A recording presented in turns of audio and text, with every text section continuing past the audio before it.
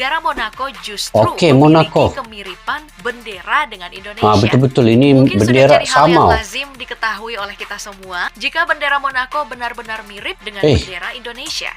Macam mana kita mau bedakan bendera Indonesia dengan bendera Monaco ini, guys?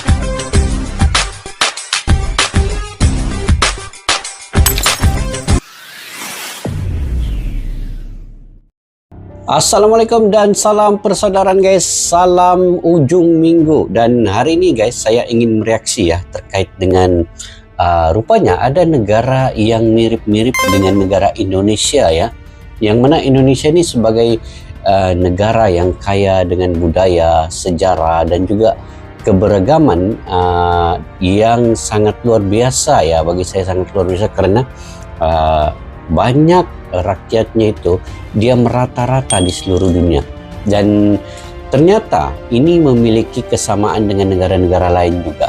Nah, termasuklah ada di dalam video ini nanti, guys. Jadi dalam saya meneliti video ini, kita akan melihat bagaimana kecocokan antara Indonesia dengan negara-negara ini. Dia hampir-hampir sama, tetapi bukannya. Dan saya ingat mula-mula itu memang rakyatnya Indonesia juga di negara itu, tetapi bukan. Ini mungkin dapat mengejutkan dan membuat kita melihat persamaan di antara keduanya dengan sudut pandang yang baru. Jadi meskipun terdapat perbedaan nyata dalam konteks sejarah, budaya dan geografi antara Indonesia dan negara yang akan dipaparkan ini, mungkin ada juga yang kita boleh lihat daripada segi kesamaan ataupun sudut pandang yang pertama itu memang sama, tetapi bukan, dia berbeda. Jadi dengan mempertimbangkan faktor-faktor seperti warisan budaya, kemudian sejarahnya, kemudian genetik orang-orang ini ya. Sebab orang-orang ini hampir-hampir sama juga dengan orang di Indonesia. Dan kita akan melihat dalam video ini, guys, bagaimana negara-negara yang lain ini memiliki ikatan yang kuat dan mungkin terlihat hampir sama dengan rakyat di Indonesia. Jadi yuk kita simak daripada channel Polemik ya, Polemik. Pada yang baru ketemu channel ini, kalian boleh subscribe, like, share, dan komen juga ya channel Polemik ini. Jadi judulnya bisa tertipu kalau nggak teliti. Ternyata negara ini mirip dengan Indonesia. Bahkan ada kecocokan DNA. Jadi bagaimana ini, guys? Ceritanya yuk kita simak dulu video ini. Kami memang warga negara Prancis, tapi hati kami tetap Indonesia. Sudah jadi hal lumrah jika warna bendera Indonesia memiliki kemiripan dengan... Tadi itu, guys, dia warga negara Prancis, tetapi dia punya jati diri warga negara Indonesia. Macam mana itu? Macam mana caranya itu? Kita teruskan, guys. Lainnya. Tapi apa jadinya jika yang mirip justru DNA hingga kehidupan mereka sehari-hari? Penasaran dengan fakta unik ini? Yuk simak bersama ulasan dalam video Polemik kali ini. Oke, ini yang rupanya ada ya, guys, negara hampir sama dengan Indonesia ini. Di posisi pertama ada Madagaskar. Ya, siapa yang menyangka jika Madagaskar ternyata memiliki kemiripan dengan Indonesia? Mungkin ini terdengar sedikit lucu mengingat jarak antara negara ini berada jauh dan terletak di pesisir timur Afrika. Tapi faktanya ditemukan kecocokan antara DNA orang Indonesia dan Madagaskar. Jadi bisa dipastikan nenek moyang orang Madagaskar sebenarnya berasal dari Indonesia. Dari segi fisik pun, orang Madagaskar tidak sama sekali memiliki kemiripan dengan orang Afrika, tetapi sangat mirip dengan orang Indonesia. Ya, betul. Bahkan, juga kan? Kemiripan ini sudah dibuktikan dengan sebuah riset yang dilakukan oleh Massey University dan menemukan fakta unik jika DNA mereka benar-benar memang cocok dengan orang Indonesia. Lantas, bagaimana hal ini bisa terjadi? Kisah ini berawal dari perjalanan yang dilakukan orang-orang Indonesia ke Madagaskar di masa lalu. Sebanyak 30 perempuan Indonesia mendarat ke pulau mereka dan membentuk sebuah koloni baru, yang akhirnya berkembang menjadi koloni yang mereka sebut Malagasy. Meski tidak diketahui pasti dari suku mana mereka berasal. Tengok nih, ada juga betul-betul mirip-mirip juga lah kan, sikit-sikit. Tapi saat berkunjung ke sana, kamu akan dibuat tercengang dengan familiar kehidupan orang Indonesia yang lazim mereka jalani. Misal dengan makanan khas, tempat tengok, tinggal, hingga sate. bahasa yang mereka pakai sehari-hari. Bentuk rumah mereka juga persegi, tidak berbentuk bulat seperti tempat tinggal orang Afrika pada umumnya. Di bagian atap rumah juga memiliki kemiripan dengan rumah joglo pada rumah adat Jawa. Sebelum agama Adat Katolik Jawa. masuk, mereka bahkan membangun rumah dan tempat ibadah menghadap ke Indonesia. Karena hal ini dianggap sebagai bentuk penghargaan mereka kepada Oh, negara tapi nenek non moyangnya. Muslim lah kan, Kristen. Jauh Madagaskar tuh dekat Nah, Afrika tuh. jika orang-orang Madagaskar memiliki kemiripan dari segi fisik dengan orang Indonesia, negara Monaco justru Oke, memiliki Monaco. kemiripan bendera dengan Indonesia. Betul-betul ini Mungkin sudah bendera jadi hal yang sama. lazim diketahui oleh kita semua jika bendera Monaco benar-benar mirip dengan bendera Indonesia. Macam mana kita mau bedakan bendera Indonesia dengan bendera Monaco ini, guys? Ini yang saya pun kalau kita pergi WA kan, dia ada di hujung sekali tuh yang emotion bagian bendera-bendera negara-negara itu. Kadang-kadang Indonesia dengan Monaco ini dia macam sama saja. Jadi tidak tahu apa beda dia nih. Coba kita tengok di sini. Dan sekilas memang tidak ada perbedaan antara bendera kedua negara yang jaraknya sekitar 11.385 km ini. Oh, jauh nih. Meski sempat diwarnai perdebatan soal siapa yang mau mengalah soal warna bendera. Namun baik Indonesia dan Monaco akhirnya sama-sama setuju jika warna bendera keduanya sama. Sama. Lagi pula apabila diperhatikan dari sisi sejarah dan latar belakang. Bendera Indonesia dan Monaco cukup jauh berbeda. Bendera Monaco memang lebih dulu diresmikan. Monaco resmi mengesahkan benderanya pada 4 April 1881. Saat itu peresmian bendera Monaco 1881. dilakukan di bawah pemerintahan Pangeran Monaco, Pangeran Charles III. Indonesia memang belakangan soal peresmian bendera. Kita baru menggunakan bendera merah putih pada momen kemerdekaan 17 Agustus 1945. Tapi sebenarnya jauh sebelum itu, kita sudah lebih dulu memakai warna merah dan putih sejak tahun 1297. Oh, jauh Kala lagi. itu warna merah putih dipakai oleh Kerajaan Majapahit. Hanya saja warna merahnya ada 5, sedangkan warna putihnya ada 4. Dan saat itu diberi nama Sangsaka Getih Getah Samudra. Bendera ini pertama kali dikibarkan sebagai panji kemenangan pasukan Raden Wijaya saat memenangkan pertempuran dengan dinasti Yuan dari Tiongkok. Sedangkan dari segi ukuran, sebenarnya bendera Indonesia dan Monaco juga punya perbedaan yang signifikan. Oh, dari segi ukuran bendera lah kan. Indonesia memiliki 2:3 rasio lebar dan panjang, sedangkan bendera Monaco 4:5 rasio lebar ini dan bedanya, panjang. guys. Jadi dari segi ukuran, bendera Monaco jauh lebih besar dibandingkan bendera Indonesia. Dari segi ukuran lah. Oke, lagi. Selanjutnya ada Pulau Natal. Pulau Ya, sesuai Natal. namanya, pulau yang satu ini diambil saat Pulau Natal. perayaan Natal. Tapi siapa sangka mayoritas penduduk Pulau Natal atau yang lebih dikenal dengan nama Christmas Island ini mayoritas memeluk agama Islam. Agama Islam ini dibawa oleh penduduk Pulau Natal di masa lalu yang mayoritas Agama dilakukan oleh Islam, orang-orang Melayu yang bermigrasi dan menetap di sana. Tapi namanya Mereka juga Pulau memiliki Natal. kemiripan fisik dengan orang Indonesia karena dihuni oleh orang-orang Indonesia dari suku Jawa. Itu karena wilayah Pulau Natal dengan Pulau Jawa memang sangat dekat. Oh, ini Dan hanya dekat terpaut lah. 500 km saja. 500 Pulau seluas km. 135 km persegi dan memiliki lebih dari 1.800 jiwa penduduk. Oh, si kecil Tapi penduduknya. meski berdekatan secara geografis dengan Pulau Jawa, Pulau Natal berada di bawah kekuasaan Australia. Sempat menjadi pulau Di yang bawah terisolir kekuasaan dari dunia Australia. luar. Kini Pulau Natal juga memiliki bandara internasional yang bisa dipakai saat kamu ingin berkunjung ke sana. Ada bandara, Hanya butuh guys. 1,5 jam saja untuk sampai ke Pulau Natal jika berangkat dari Bandara Soekarno-Hatta di Jakarta. Nah, selain fakta soal penduduk keturunan Indonesia, Pulau Natal juga sangat memukau karena keindahan pantai dan lautnya. Di beberapa musim juga akan ditemui Christmas keindahan lain Island dari segi National flora Park. dan faunanya.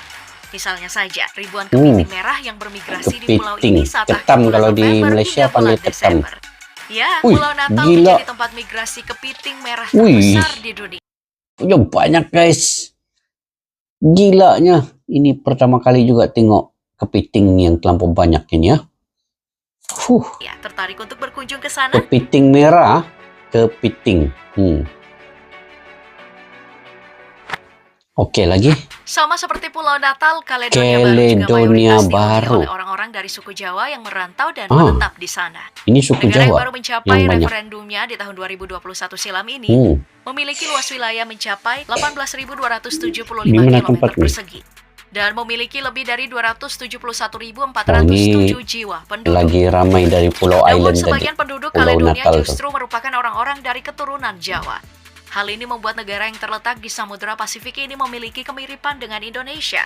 Tidak heran jika di Kaledonia Baru kamu akan menemukan orang-orang keturunan Jawa dengan gaya keseharian mereka yang tetap memakai bahasa Jawa, tapi juga mampu berbahasa Prancis. Wow. Awal kedatangan orang Jawa ke Kaledonia ini karena dulunya mereka menjadi kuli kontrak dan mencari kehidupan yang lebih baik di negeri Kaledonia.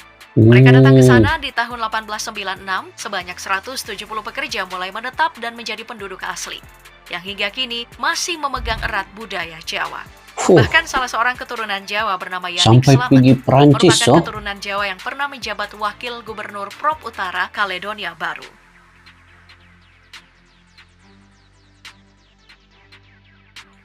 Oke, lagi. Di sebelah Pulau Natal ada Pulau Kepulauan Cocos atau yang Cocos. familiar disebut Cocos Killing Island. Pulau ini dibagi menjadi dua, yakni West Island dan Home Island. Home Island dihuni oleh orang-orang dari suku Melayu, Kalimantan, Melayu, dan ini Jawa. Melayu guys. Sedangkan West Island dihuni oleh orang-orang Barat Melayu, dan berbahasa Inggris. Jadi tak heran jika berkunjung ke Pulau Cocos akan ditemui kehidupan orang-orang yang sangat mirip dengan orang Indonesia dari suku Jawa dan Melayu Kalimantan. Ini suku Jawa dan Melayu. Awal mula kedatangan orang-orang Jawa ini terjadi di tahun 1827, di mana Kapten John Clunies Ross yang tak lain adalah Raja Kepulauan Cocos, membawa pekerja dari Pulau Jawa dan Melayu Kalimantan untuk bekerja sebagai pemanen biji kakao di sana. Pada akhirnya, mereka memilih menetap dan menjadi penduduk mayoritas yang memeluk agama Islam, hingga memenuhi 75% dari total penduduk Pulau Cocos. Menarik. Oke, lagi. Begitu juga dengan Suriname. Hampir 15% dari total penduduk Suriname adalah orang-orang Jawa. Sekitar 618.000 penduduk keturunan Jawa sampai saat ini menghuni Suriname. Kedatangan orang-orang Jawa ini dimulai pada tahun 1890 hingga 1939, di mana sekitar 33.000 orang Jawa melakukan migrasi ke Suriname. Kedatangan mereka menjadi salah satu pemicu pertambahan penduduk keturunan Jawa yang menghuni Suriname. Bahkan yang lebih membanggakan lagi, ada seorang keturunan Jawa yang menjabat di pemerintahan Suriname. Namanya adalah Raymond Sapun, yang tak lain merupakan keturunan asli Banyumas dan sempat mencalonkan diri sebagai presiden Suriname pada tahun 2015 silam. Orang Jawa. Baik, negara terakhir ada Thailand. Salah satu negara rumpun Asia Tenggara ini ternyata juga memiliki satu wilayah yang dihuni oleh mayoritas orang-orang suku Jawa. Namanya Koh Panye, sebuah perkampungan terapung tradisional yang tak jarang ditemui kearifan lokal khas Indonesia. Letaknya berada di lepas pantai selatan Thailand. Perkampungan Muslim ini dihuni oleh lebih dari 400 kepala keluarga dan lebih dari 1.600 jiwa penduduk keturunan Jawa. Sama seperti namanya, kampung terapung Koh Panye ini didirikan oleh 3 orang nelayan keturunan Jawa yang datang dan menetap di sana. Kini lebih dari 200 tahun sudah, Koh Panye menjadi perkampungan Jawa yang terletak di negara tetangga Thailand. Menarik juga ini. Baru pertama kali nampak nih. Oke guys, itu info yang menarik dan info terbaru yang saya baru melihat. Sebenarnya banyak kesamaan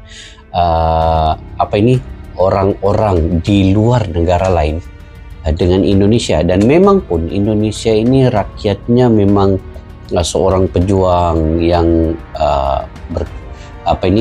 pergi ke negara-negara lain, ada yang berkahwin, ada yang berdagang dan macam-macam, dan terutamanya suku Jawa. Dan suku Jawa ini di Malaysia pun ada guys, di Sabah, di semenanjung Malaysia pun ada juga suku Jawa. Itu memang mungkin berasal daripada Indonesia dan sudah beranak pinak di Malaysia. Begitu juga di negara-negara yang disebutkan tadi, ada yang di selatan Thailand, Suriname, di Kepulauan Natal. Itu sangat jauh sekali ya, yang di dekat Perancis tuh. Itu macam mana boleh sampai pergi sana?